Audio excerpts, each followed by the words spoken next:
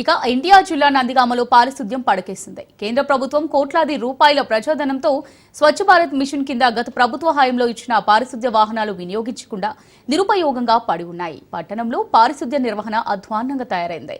అధికారుల నిర్లక్ష్య ధోరణి కారణంగా పారిశుద్ధ్య నిర్వహణ అటకెక్కింది.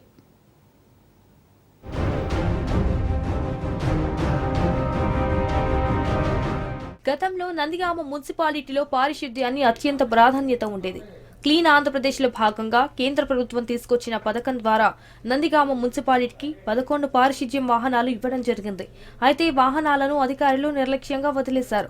వాహనాలను ఉపయోగించకపోవడంతో అవి పాడవుతున్నాయి. కోట్లాది రూపాయల ప్రజాధనంతో కేంద్రం ఇచ్చిన పారిశుద్ధ్య వాహనాలు నిరుపయోగంగా పడి ఉండటం పట్ల పలువురు అధికార పాలక వర్గాన్ని, మున్సిపల్ అధికారుల నిర్లక్ష్య ధోరణిని ప్రజలు ప్రశ్నిస్తున్నారు.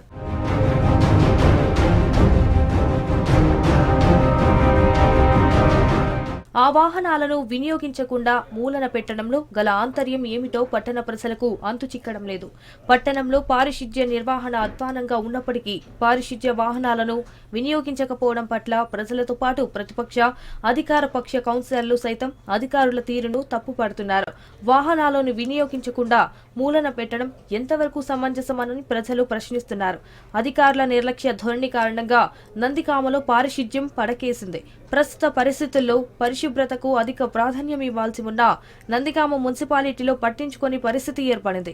విధుల్లో ఎక్కడి చెత్త అక్కడ పేరుకుపోయింది. గత ప్రభుత్వం నిర్లక్ష్య ధోరణి నిజమైనప్పటికీ కూటమి ప్రభుత్వంలో సైతం అధికారులు తీరు మారకపోవడం పట్ల సర్వత్రా విమర్శలు వ్యక్తమవుతున్నాయి.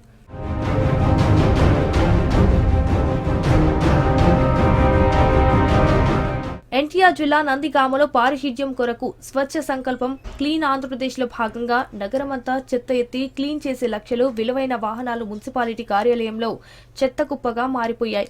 కేంద్ర ప్రభుత్వం 11 వాహనాలను నందిగామ పురపాలక సంఘానికి ఇవ్వగా గతంలో పనిచేసిన మున్సిపల్ కమిషనర్ జయరాం డోన్కు ట్రాన్స్ఫర్ చేయగా తర్వాత వచ్చిన కమిషనర్ హిమమాలిని ఈ వాహనాలని ఉపయోగించలేదు.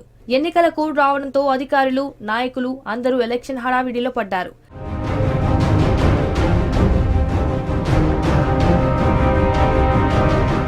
గత ప్రభుత్వ హయాంలో పారిశుద్ధ్య వాహనాలను ఉపయోగంలోకి తీసుకొని రాలేదు.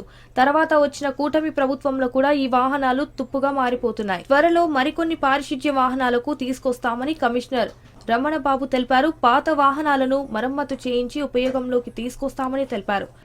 పారిశుద్ధ్యం మెరుగుపరచే నిమిత్తం ప్రస్తుతము 3 ట్రాక్టర్లు, 1 కాంపాక్టరు, 10 పుష్ కార్ట్స్ మాత్రమే వర్క్ చేయుచున్నవి.